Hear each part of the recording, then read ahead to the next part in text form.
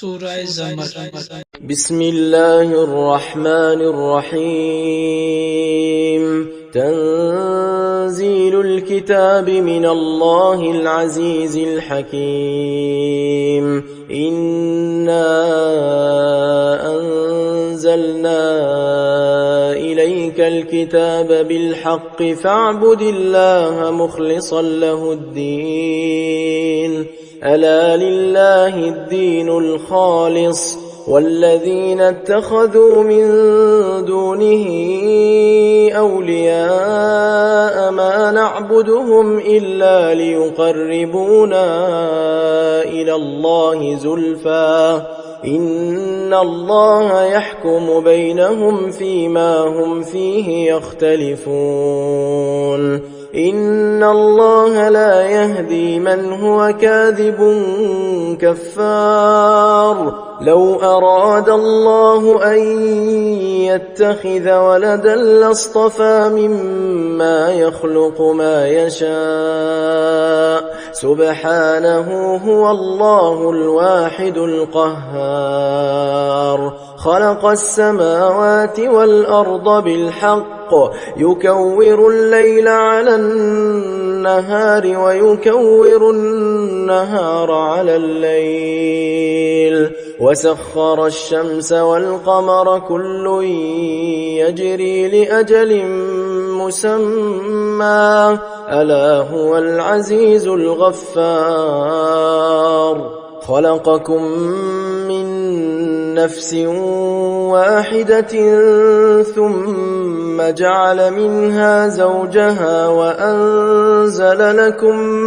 من الأنعام 8 أزواج يخلقكم في بطون أمهاتكم خلقا من بعد خلق في ظلمات 3 ذلكم الله ربكم له الملك لا إله إلا هو فأنى تصرفون. إن تكفروا فإن الله غني عنكم ولا يرضى لعباده الكفر وإن تشكروا يرضه لكم ولا تزر وازرة وزر أخرى ثم إلى ربكم مرجعكم فينبئكم بما كنتم تعملون إنه عليم بذات الصدور. وإذا مس الإنسان ضر دعا ربه منيبا إليه ثم إذا خوله نعمة منه نسي ما كان يدعو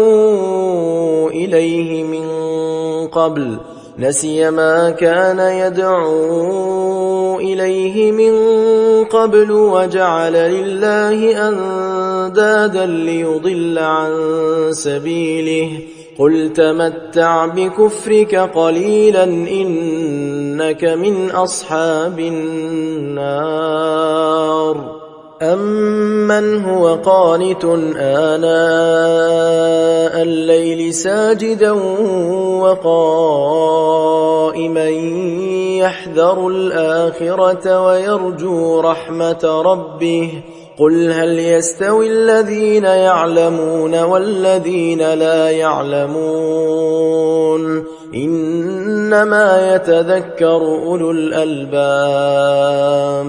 قل يا عبادي الذين آمنوا اتقوا ربكم للذين أحسنوا في هذه الدنيا حسنة وأرض الله واسعة إنما يوفى الصابرون أجرهم بغير حساب. قل إني أمرت أن أعبد الله مخلصا له الدين وأمرت لأن أكون أول المسلمين. قل إني أخاف إن عصيت ربي عذاب يوم عظيم. قل الله أعبد مخلصا له ديني فاعبدوا ما شئتم من دونه قل إن الخاسرين الذين خسروا أنفسهم وأهليهم يوم القيامة ألا ذلك هو الخسران المبين لهم من فوقهم ظلل من النار ومن تحتهم ظلل ذلك يخوف الله به عباده يا عباد فاتقون والذين اجتنبوا الطاغوت أن يعبدوها وأنابوا إلى الله لهم البشرى فبشر عباد الذين يستمعون القول فيتبعون أحسنه أولئك الذين هداهم الله وأولئك هم أولو الألباب أفمن حق عليه كلمة العذاب أفأنت تنقذ من في النار لكن الذين اتقوا ربهم لهم غرف من فوقها غرف مبنية تجري من تحتها الأنهار وعد الله لا يخلف الله الميعاد ألم تر أن الله أنزل من السماء ماء فسلكه ينابيع في الأرض ثم يخرج به زرعا مختلفا ألوانه ثم يهيج فتراه مصفرا ثم يجعله حطاما إن في ذلك لذكرى لأولي الألباب أفمن شرح الله صدره للإسلام فهو على نور من ربه فويل للقاسية قلوبهم من ذكر الله أولئك في ضلال مبين الله نزل أحسن الحديث كتابا متشابها مثانية تقشعر منه جلود الذين يخشون ربهم ثم تلين جلودهم وقلوبهم إلى ذكر الله ذلك هدى الله يهدي به من يشاء ومن يضلل الله فما له من هاد أفمن يتقي بوجهه سوء العذاب يوم القيامة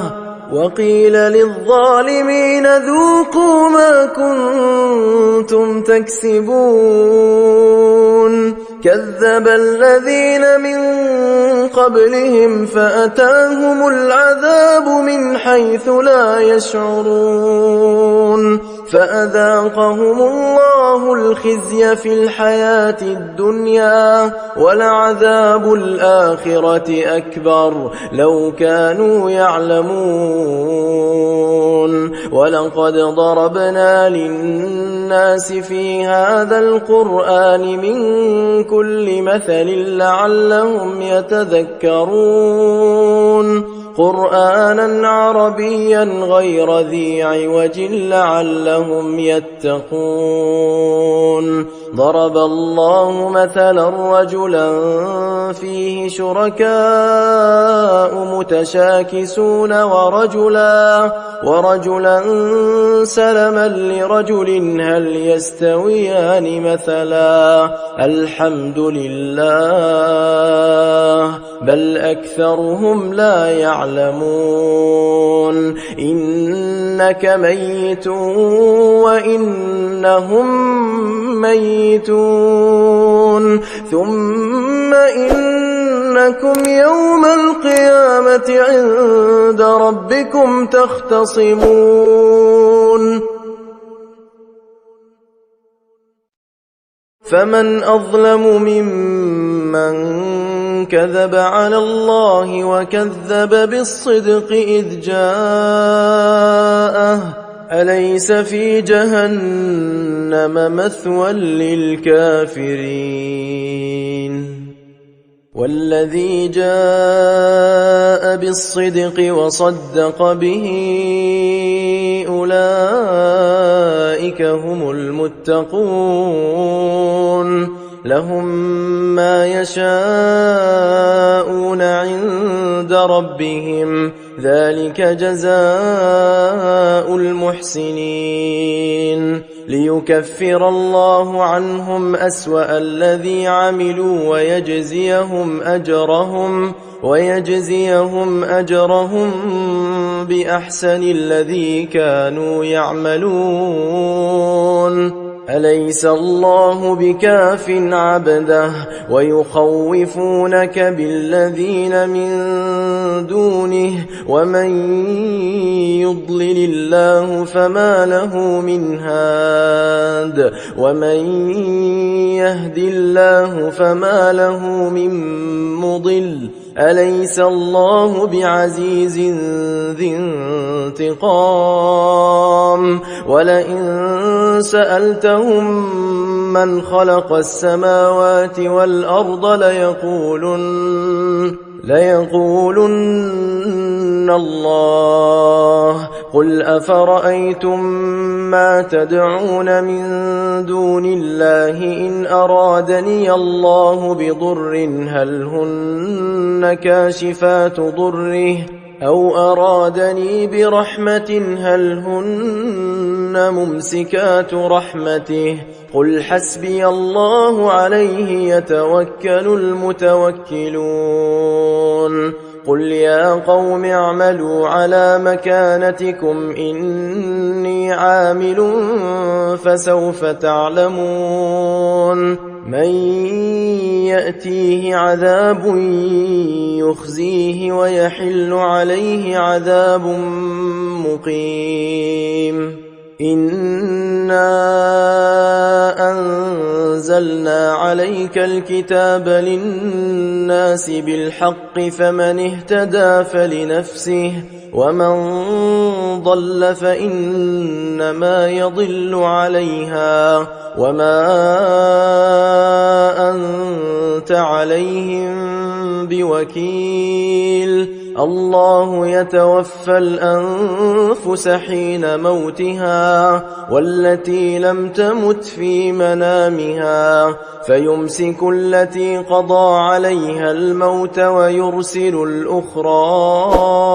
إلى أجل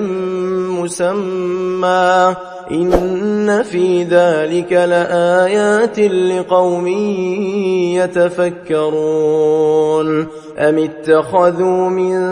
دون الله شفعاء قل أولو كانوا لا يملكون شيئا ولا يعقلون قل لله الشفاعة جميعا له ملك السماوات والأرض ثم إليه ترجعون وإذا ذكر الله وحده اشمأزت قلوب الذين لا يؤمنون بالآخرة وإذا ذكر الذين من دونه إذا هم يستبشرون قل اللهم فاطر السماوات والأرض عالم الغيب والشهادة أنت تحكم بين عبادك فيما كانوا فيه يختلفون ولو أن للذين ظلموا ما في الأرض جميعا ومثله معه لافتدوا به من سوء العذاب يوم القيامة وبدا لهم من الله ما لم يكونوا يحتسبون وبدا لهم سيئات ما كسبوا وحاق بهم ما كانوا به يستهزئون فإذا مس الإنسان ضر دعانا ثم إذا خولناه نعمة منا قال إنما أوتيته على علم بل هي فتنة ولكن أكثرهم لا يعلمون قد قالها الذين من قبلهم فما أغنى عنهم ما كانوا يكسبون فأصابهم سيئات ما كسبوا والذين ظلموا من هؤلاء سيصيبهم سيئات ما كسبوا وما هم بمعجزين أولم يعلموا أن الله يبسط الرزق لمن يشاء ويقدر إن في ذلك لآيات لقوم يؤمنون قل يا عبادي الذين أسرفوا على أنفسهم لا تقنطوا من رحمة الله إن الله يغفر الذنوب جميعا إنه هو الغفور الرحيم وأنيبوا إلى ربكم وأسلموا له من قبل أن يأتيكم العذاب ثم لا تنصرون واتبعوا أحسن ما أنزل إليكم من ربكم من قبل أن يأتيكم العذاب بغتة وأنتم لا تشعرون أن تقول نفس يا حسرة على ما فرطت في جنب الله وإن كنت لمن الساخرين أو تقول لو أن الله هداني لكنت من المتقين أو تقول حين ترى العذاب لو أن لي كرة فأكون من المحسنين بلى قد جاءتك آياتي فكذبت بها واستكبرت وكنت من الكافرين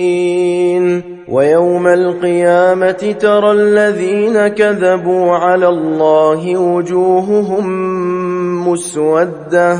أليس في جهنم مثوى للمتكبرين وينجي الله الذين اتقوا بمفازتهم لا يمسهم السوء ولا هم يحزنون الله خالق كل شيء وهو على كل شيء وكيل له مقاليد السماوات والأرض والذين كفروا بآيات الله أولئك هم الخاسرون قل أفغير الله تأمروني أعبد أيها الجاهلون ولقد أوحي إليك وإلى الذين من قبلك لئن أشركت ليحبطن عملك ولتكونن من الخاسرين بل الله فاعبد وكن من الشاكرين وما قدروا الله حق قدره والأرض جميعا قبضته يوم القيامة والسماوات مطويات بيمينه سبحانه وتعالى عما يشركون ونفخ في الصور فصعق من في السماوات ومن في الأرض إلا من شاء الله ثم نفخ فيه أخرى فإذا هم قيام ينظرون وأشرقت الأرض بنور ربها ووضع الكتاب وجيء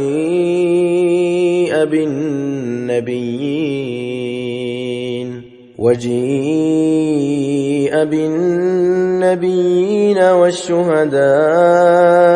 وقضي بينهم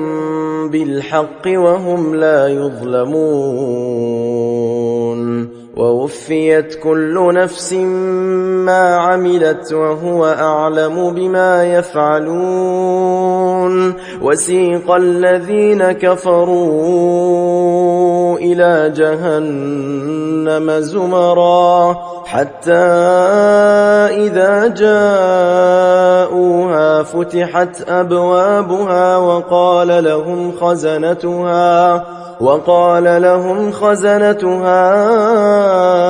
ألم يأتكم رسل منكم يتلون عليكم آيات ربكم وينذرونكم لقاء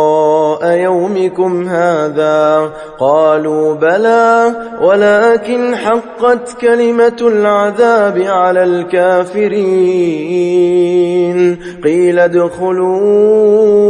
أبواب جهنم خالدين فيها فبئس مثوى المتكبرين وسيق الذين اتقوا ربهم إلى الجنة زمرا حتى إذا جاءوها وفتحت أبوابها وقال لهم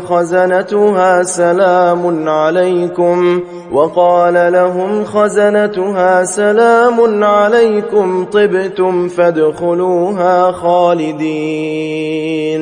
وقالوا الحمد لله الذي صدقنا وعده وأورثنا الأرض نتبوأ من الجنة حيث نشاء فنعم أجر العاملين وترى الملائكة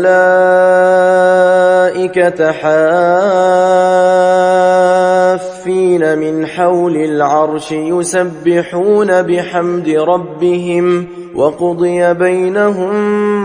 بالحق وقيل الحمد لله رب العالمين. صدق الله العظيم.